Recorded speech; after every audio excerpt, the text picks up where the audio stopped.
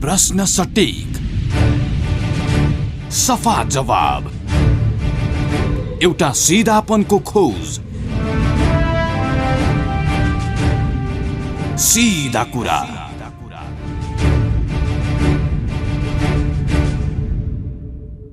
नमस्कार, कार्यक्रम सीधा कुरामा स्वागत छ। म कृष्ण तिमल Sinha. Capital FM 92.4 megahertz Kathmandu, पूर्वी नेपालमा रेडियो सारङ्गी 101.3 मेगाहर्ज मोरङ, पश्चिम नेपालमा रेडियो सारङ्गी 93.8 मेगाहर्ज पोखरा लगायत देशका विभिन्न एफएम स्टेसनबाट एकैसाथ प्रसारण भइरहेको सीधा कुरा तपाईँ www.cfmonier.com र www.radiosarangi.com बाट संसारभर एकैसाथ सुनिरहनु भएको छ।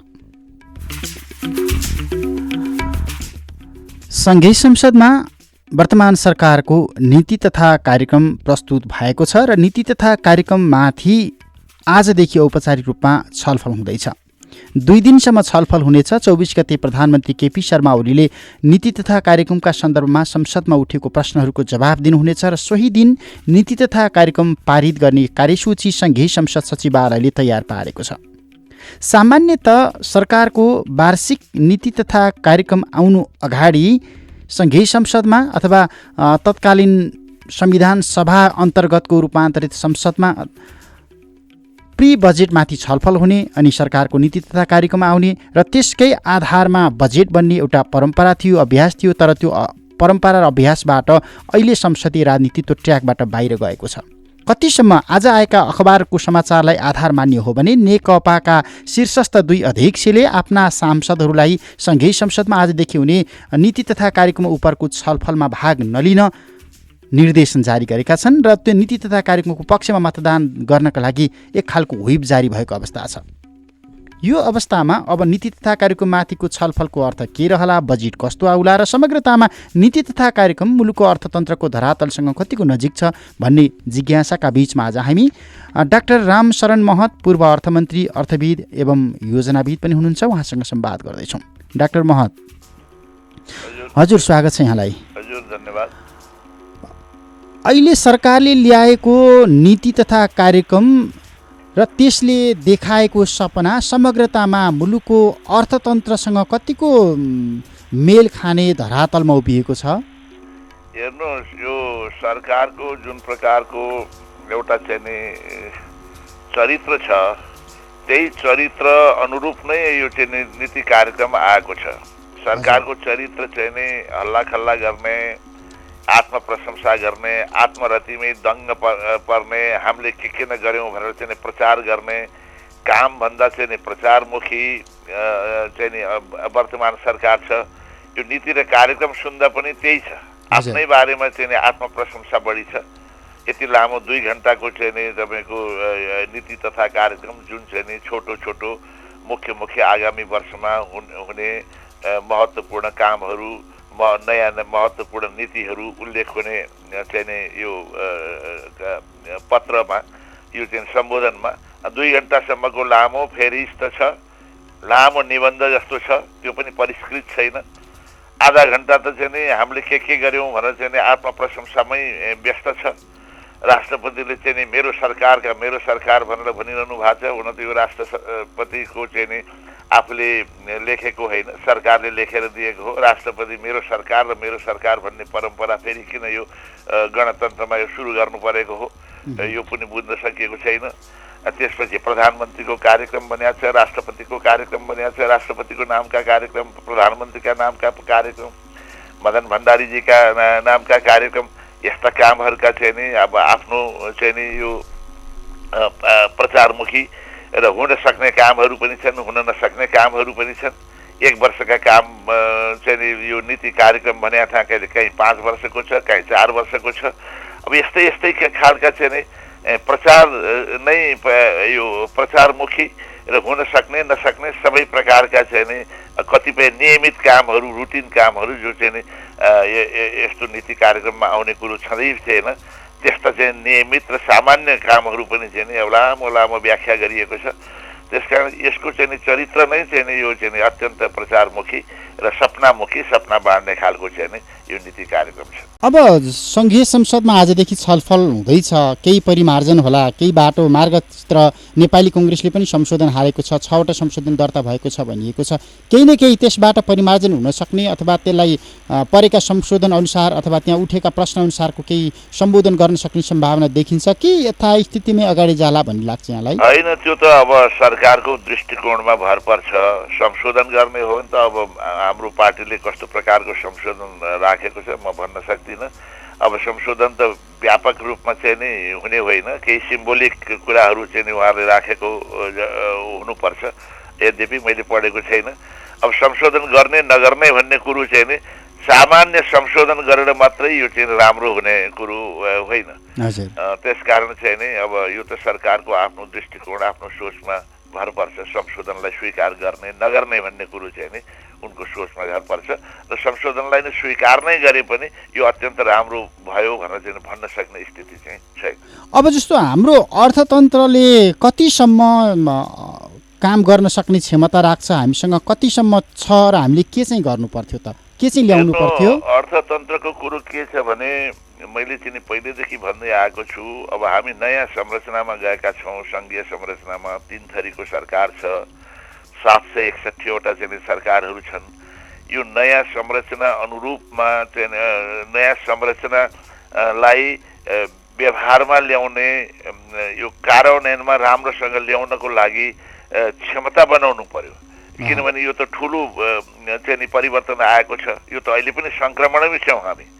मैले चाहिँ भन्छु अब सङ्क्रमण समाप्त भयो भनेर चाहिँ यो चाहिँ नीति कार्यक्रमको वक्तव्यमा भनिएको छ।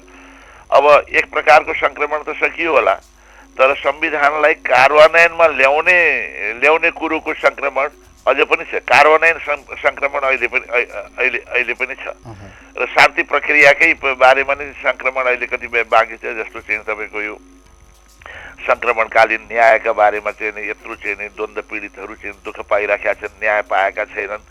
मानवाधिकार आयोग लगायत अन्तर्राष्ट्रिय संयुक्त राष्ट्रसङ्घको मानवाधिकार आयोगले पनि चाहिँ नि आपत्ति गरिराखेका छ। त्यसकारण यो सङ्क्रमणलाई चाँडो से चाँडो समाप्त पारेर विभिन्न 3 तहको सरकारको चाहिँ नि स्पष्टता, यो चाहिँ नि जिम्मेवारीहरूमा स्पष्टता हुनु पर्यो र साथै उनीहरूको क्षमता अभिवृद्धि गर्नु पर्यो। अहिले चाहिँ संस्थाहरू बलियो भइसकेका छैनन्, कार्यान्वयन क्षमताको अभाव छ।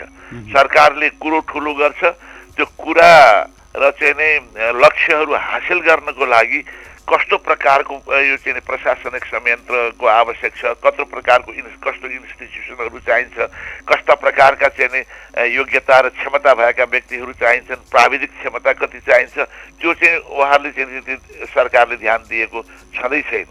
त्यसकारण सरकारको स्थिति चाहिँ नि यो लक्ष्य मात्रै चाहिँ तोक्ने, यो गर्छु र ऊ गर्छु भनेर भन्ने, त्यसको लागि चाहिँ नि जुन प्रकारका चाहिँ नि यो कार्यान्वयन क्षमता चाहिन्छ, त्यो क्षमताको चाहिँ नि बिल्कुलै सरकारसँग मैले अभाव देखेको छु। अब अहिले जस्तो विशेष गरी चाहिँ हामी पछिल्लो 2-3 वर्षदेखि रेलको सपनामा जोडिराखेका छौँ। नेपालमा रेल आउँछ भनिराखेका छौँ। चाइना र भारतको रेलको कुरा गरिराखिएको छ र अहिलेको नीति तथा कार्यक्रम केही दिन अगाडि बेजिङमा सम्पन्न बिआरएफ समिटमा राष्ट्रपतिको सहभागिता पछाडि जारी भएको प्रतिबद्धताले गरिराखेको एक खालको हौसला बढाइराखेको सन्दर्भ, यो चाहिँ कतिको सम्भव छ? हामीले 2 वर्षभित्र रेलको लिक बनाउने काम हामी सुरु गर्छौँ भनेर सरकारले नीति तथा कार्यक्रममा हालेको छ।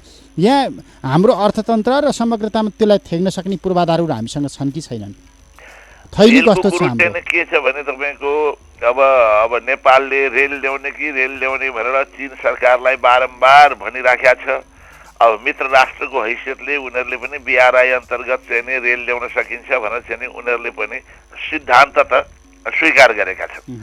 तर त्यसको वास्तविकता हामीलाई चाहिँ अहिलेकै प्राथमिकता त्यो छ कि छैन, त्यो रेलको लागि कति ठुलो लगानीको आवश्यकता पर्छ, त्यो निर्माण गर्न कति काम लाग्छ, अब त्यो लगानी अनुरूपको लगानीको स्रोतहरू के हुन्, चीनबाट सहयोग प्राप्त भए पनि कस्तो प्रकारको सहयोग हो, ऋणबाट आउने हो कि अनुदानबाट आउने हो कि, त्यो ऋण लिइसकेपछि त्यो ऋण तिर्न सक्ने क्षमता हामीसँग हुन्छ कि हुँदैन। जस्तो उदाहरणको लागि 3 अरब डलर भन्दा बढी चाहिँ नि त्यो रेल निर्माणको लागि लाग्छ। 3 अरब डलर भने झन्डै 400, 300, 350 अरब जति रुपियाँ जरुरत पर्छ। नेपालको अहिलेसम्मको कुल विदेशी चाहिँ नि ऋण नै 400-500 अरब भन्दा चाहिँ नि बढी छैन। तर अहिले एउटै चाहिँ नि रेलको चाहिँ नि तपाईको ऋणबाट आउने हो भने चाहिँ नि त्यसले झन्डै नेपालको राष्ट्रिय ऋणलाई नै डबल गरे हुन्छ र त्यसको प्रतिफल चाहिँ नि अब हाम्रो भोलि हुने जो चाहिँ नि ट्राफिक छ, जो हुने चाहिँ नि आवागमन चाहिँ नि आयात निर्यात छ, जो हुने व्यापार निर्यात छ, त्यसले धान्न सक्छ कि सक्दैन। अब ती सबै कुरो कुनै पनि अध्ययन चाहिँ नि यो सरकारले गरेको छैन। खालि मैले अगाडि नै भने प्रचारको लागि तुरुन्त ल्याउने, यो गर्छौँ र ऊ गर्छौँ, रेल चढेर जानेको मात्रै कुरो होइन। हाम्रो व्यापार, हाम्रो चाहिँ आवत जावतले, हाम्रो व्यापारले त्यसलाई धान्न सक्नुपर्छ, लिएको ऋणलाई त्यसले तिर्न सक्नुपर्छ। त्यसकारण यसको चाहिँ नि लगानी कसरी गर्ने भन्ने बारेमा अहिलेसम्म कुनै पनि चर्चा भएको सुनिँदैन र यसको चाहिँ नि केवल तपाईको प्राविधिक अध्ययनको लागि मात्रै चाहिँ नि करिब 35 अरब रुपियाँ लाग्छ भन्ने चाहिँ नि मैले यो पत्रपत्रिकामै चाहिँ नि पढेर सुनेको छु। भनेपछि 35 अरब त प्राविधिक अध्ययनको लागि लाग्छ भनेपछि त्यसको अध्ययनको लागि मात्रै चाहिँ 2-3 वर्ष लाग्छ होला। फेरि अब 2 वर्षमै यहाँले निर्माण सुरु हुन्छ भनेर उहाँले भनिदिइसक्नु भएको छ। अब मैले चाहिँ नि जानकारी पाएअनुसार अहिले सिगाटसैबाट केरुङसम्म चाहिँ नि अझ रेल आइसकेको छैन। अब करिब 400-500 चाहिँ नि किलोमिटरको रेलको यात्रा छ। त्यसलाई चाहिँ 7 वर्ष त्यसलाई कम्प्लिट हुन लाग्छ। 2025 सम्म मात्रै चाहिँ नि कम्प्लिट हुन्छ। निर्माणै हुने हो भने पनि त्यसपछि अनि नेपालतर्फ आउने चाहिँ नि सुरु हुन्छ। त्यसकारण यसका प्राविधिक पक्ष पनि चाहिँ नि राम्रोसँग अध्ययन भएको छैन र वित्तीय पक्षबारे पनि चाहिँ नि राम्रो चाहिँ नि यो छलफल र एउटा निष्कर्ष निस्केको छैन र निर्माण नै सुरु हुनको लागि पनि अझ कतिपय वर्ष लाग्छ। यो सबै कुरो मिले पनि निर्माण हुन कतिपय वर्ष लाग्छ। तर सरकारले 2 वर्षभित्रै सुरु गरिहाल्छु भनेर चाहिँ नि उहाँले भाषण गर्नुभयो।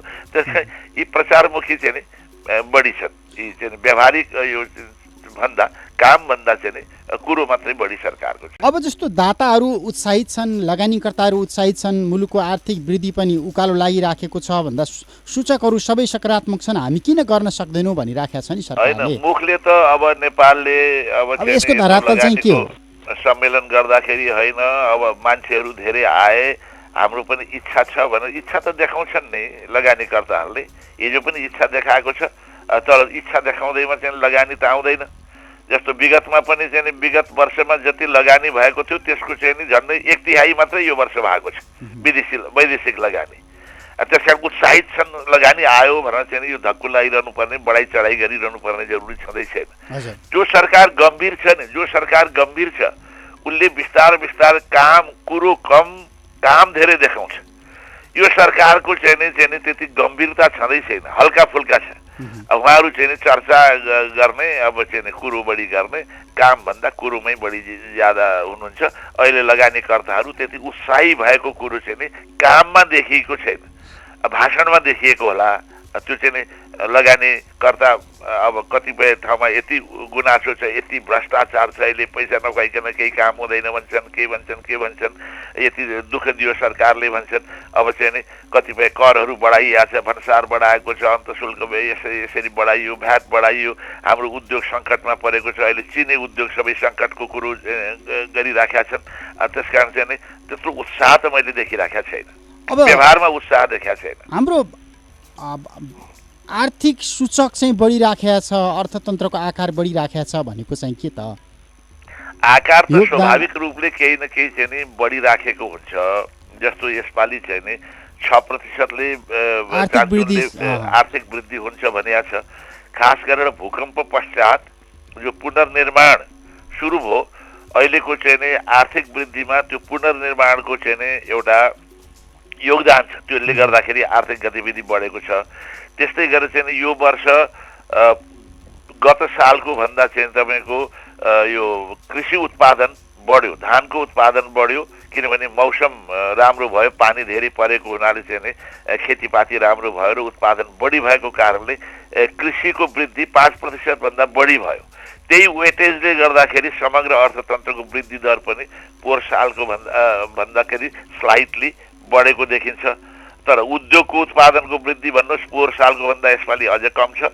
त्यस्तै गरेर चाहिँ नि अन्य यो सर्भिसेस सेक्टरको सेवा क्षेत्रको चाहिँ नि वृद्धि दर पनि पोहोर सालको भन्दा अझ कम देखिन्छ। तर कृषिको वेटेज निकै बढेको हुनाले चाहिँ नि पोहोर साल 2% कतिपय जति थियो, अहिले 5% भन्दा बढी बढ्यो। यसले गर्दाखेरि चाहिँ नि अर्थतन्त्रमा चाहिँ नि केही सुधार आएको छ। तर यसैको कारणले हो, अरू कारणले होइन, सरकारको कामले होइन, सरकारका कारणले होइन। यो चाहिँ नि मौसम राम्रो भएको कारणले अनि यो त्यसपछि तपाईँको यो पुनर्निर्माण जो भइराखेको छ भूकम्प पश्चातको त्यस्ता कारणले र चाहिँ नि आएका रेमिट्यान्सबाट भएका खर्चले अलिकति चाहिँ नि मान्छेको क्रय शक्ति पनि बढेको छ। यी सब कारणले गरेको हो। सरकारले चाहिँ नि आफ्नो उत्पादन वृद्धि गराएर लगानी वृद्धि गरेर यो चाहिँ आर्थिक यो त्यसरी चाहिँ नि आर्थिक क्रियाकलाप अर्थतन्त्रमा सुधार आएको होइन। अब यो वैदेशिक अनुदान र प्रतिबद्धताबाट सरकार हौसिएको हो कि त्यसको अवस्था चाहिँ के छ? होइन, वैदेशिक अनुदान त हामीले सधैँ प्राप्त गरिराखेका छौँ। अहिले जो वैदेशिक अनुदान प्राप्त भएको छ त्यो पनि हिजोकै हाम्रै सरकारको समयमा चाहिँ नि यो सहमति भएको हो। त्यसै बखतमा भएका तयारी योजनाहरूको चाहिँ नि समयमा तयारी भएको हुनाले चाहिँ नि वैदेशिक यो अनुदान ऋणहरू जो चाहिँ नि आएको छ। हाम्रो समयमा जति पनि हामीले ऋण लिएका छौँ त्यो अत्यन्त सफ्ट लोन अन्तर्राष्ट्रिय प्रतिस्पर्धाबाट चाहिँ नि आएका चाहिँ अधिकांश त्यस्ता लोनहरू छन्। त्यसकारण चाहिँ नि विदेशीहरूको सद्भावना नेपालप्रति त जहिले पनि छ। किनभने नेपाललाई मन पराउने, नेपाललाई सद्भावना राख्ने हाम्रा मित्र राष्ट्रहरू छन्। त्यस्तै दात्री संस्थाहरू छन् जसले विगतमा पनि धेरै योगदान गरेको छ नेपालको विकासमा। तिनीहरूको गुडविल, तिनीहरूको सद्भावना अहिले पनि छ। त्यो चाहिँ नयाँ कुरा हुँदै होइन।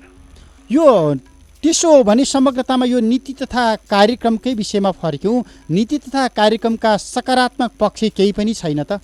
राम्रा कुरा केही पनि छैन? सकारात्मक पक्ष र नकारात्मक पक्ष भन्दा पनि चाहिँ के भने नीति कार्यक्रममा कतिपय कुरा गर्ने काम पनि प्राथमिकतामा राख्ने कुराहरू पनि छन्। त्यसमा केही शङ्का छैन। हुने कुराहरू पनि छन्, नहुने कुराहरू पनि छन्।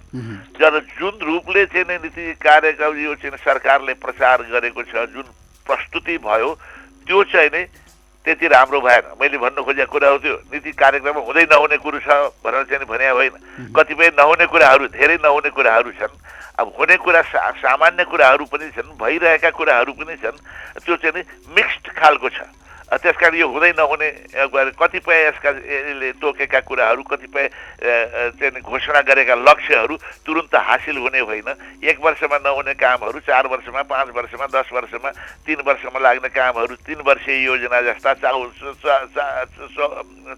अनि 5 वर्षीय योजनाका कार्यक्रमहरू पनि राखिएका छन्। जुन कुरो 1 वर्षमा के हुने हो त्यसमा बढी जोड दिनु पर्थ्यो। यो नीति कार्यक्रममा त्यसो भएन, भनेको मात्रै हो। हुँदै नहुने भने कतिपय त रुटिन कामहरू छन्, भइराखेका कामहरू छन्, ती पनि हुन्छन्। ती पनि नीति कार्यक्रममा उल्लेख छ। त्यसकारण चाहिँ नि यो मिक्स्ड प्रकारको चाहिँ नि छ र सरकारको जोड चाहिँ नि इम्प्लिमेन्टेसनमा ध्यान दिनुपर्ने हो। त्यो इम्प्लिमेन्टेसनतर्फ भन्दा पनि प्रचारमा बढी ध्यान भयो भन्ने मेरो भनाइ हो। अब हामी स्थायी सरकार छौँ, हामी स्थायी सरकार चलाउन आएका छौँ। हामी 5 वर्षको सपना देख्न नपाउने, 10 वर्षको सपना देख्न नपाउने, 3 वर्षको सपना देख्न नपाउने भन्ने खालको प्रधानमन्त्रीको जवाब हिजै पनि संसदीय दलको बैठकमा नीति तथा कार्यक्रममा कसैले पनि औँलो ठड्याउने ठाउँ छैन। तपाईँहरू त्यही अनुसार प्रस्तुत हुनुहोला, छलफलमा लामो समय भाग नलिनुहोला भन्ने खालको हुइप जारी भयो भनी राखिएको छ। भन्दा सरकार त अहिले पनि म जे गरिराखेको छु, सही गरिराखेको छु भन्ने दिशामा गइराखेको देखिन्छ। होइन, मैले त भने नि सरकार त आत्मप्रशंसा नै दङ्ग छ, आत्मरतिमै दङ्ग हुनुहुन्छ उहाँहरू।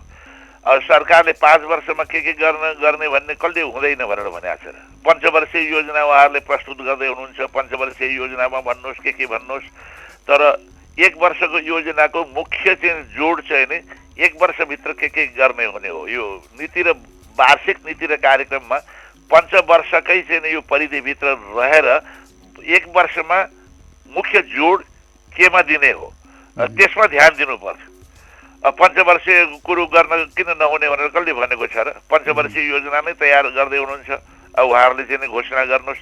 त्यहाँ पनि चाहिँ बढाइ चढाइ गरिएका चाहिँ कुराहरू छन्। कुराहरू बढी छ, कुरोहरू बढी भयो, काम कम भयो भने मूल कुरो त्यो हो। अब यो अहिले आइराखेको नीति तथा कार्यक्रमले अन्त्यमा समग्रतामा बजेट कस्तो आउँदैछ भनेर केही इङ्गित गर्यो?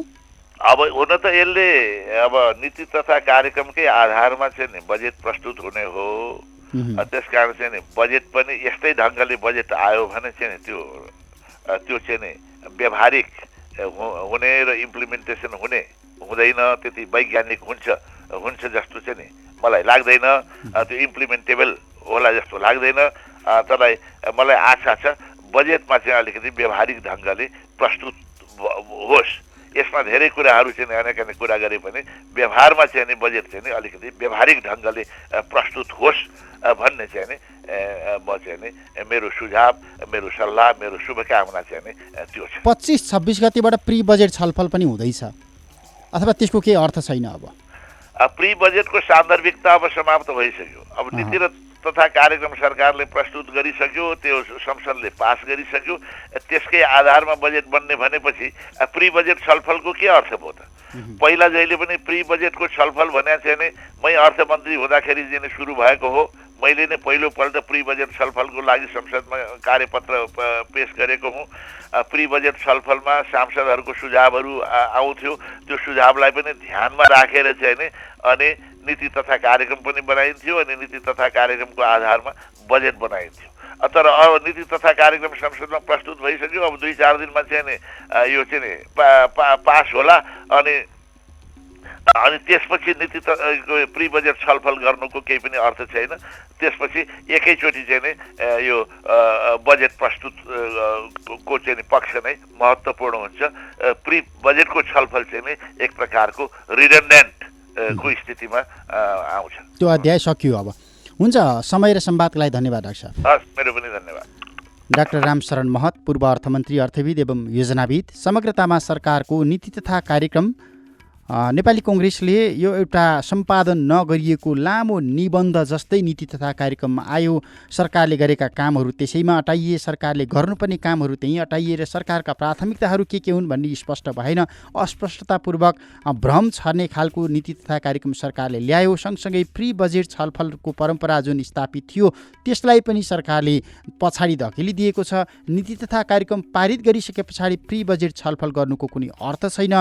यो सरकारले ल्याएको नीति तथा कार्यक्रमले समग्रतामा बजेट कस्तो आउँदैछ भन्ने छर्लङ्ग भएको छ र नीति तथा कार्यक्रमप्रति निजी क्षेत्र पनि उत्साहित छैन, दात्री निकाय पनि उत्साहित छैनन्। यस हिसाबमा सरकारले जे गरिराखेको छ यो मुलुकको समग्र अर्थतन्त्रको धरातलमा आधारित छैन भन्ने खालको उहाँको विश्लेषण। डाक्टर रामशरण महतसँग संवाद गऱ्यौँ। समय अनि संवादका लागि डाक्टर महतलाई फेरि पनि धन्यवाद दिन्छु। प्राविधिक मित्र शिशिरका साथ म कृष्ण सिधा कुराबाट बिदा हुन्छु। नमस्ते। सीधा कुरा।